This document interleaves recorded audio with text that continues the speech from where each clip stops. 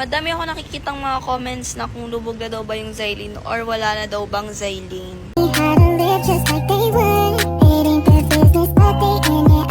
Madami ako nakikitang mga comments na kung lubog na daw ba yung Zylene or wala na daw bang Zylene. Alam niyong mga kapatid, masakit mang sabihin, siguro, ganun.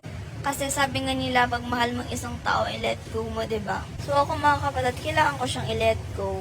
Bakit nga ba? Kasi wala naman akong karapatan na bawiin si Zylie kasi hindi naman siya sa akin, diba? Lalo na kung mayroon talaga siyang totoong girlfriend or kaya kung binabawi talaga siya ng girlfriend niya, wala akong magagawa dun. So kailangan talaga natin i-let go yung tao kahit mahal na mahal mo, kahit masakit man. Para sa akin yun. Hindi pa naman nawawala yung Zylene mga kapatid, hindi naman lulubog ang Zylene. Pero kasi kailangan ko rin gawin yon para sa akin din, para wala rin gulo. Kasi ako mga kapatid, ayoko talaga ng gulo, ayoko namin ng gugulo sa buhay ko, hindi ako sanay na may kaaway. Sabihan nyo man ako ng maarte dyan, i-bash nyo ako, pero ako mga kapatid, nasasaktan din po ako sa mga nangyayari. Hindi po ako nagiging arte or what. Talagang may respeto lang po talaga ako sa sarili ko. Ayaw ko lang po talaga maging madikit masyado sa mga lalaki, diba? Anong pag-iinarte dun, diba? Tapos pag nakita niya naman ako madikit na madikit, ganun, sasabihan niyo akong babaeng para sa lahat. Ano ba talaga, saan ako lulugar? So, kailangan ko rin nilayo yung sarili ko. Para wala na kayong nasasabi, pero may nasasabi pa rin kayo.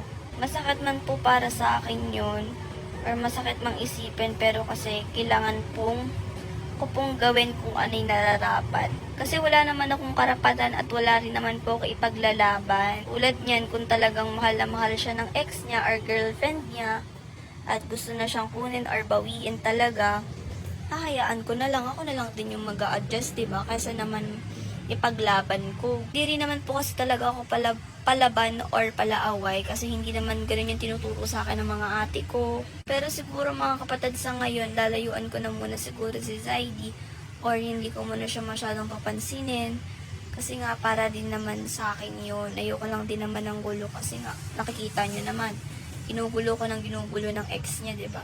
Alam nyo, meron pa naman talagang Zylene or hindi patlubog talaga. Sadyang hinihintay ko lang talaga na magkaayos sila or makapag-usap sila ng maayos para naman, diba kasi wala talaga silang closure daw, diba?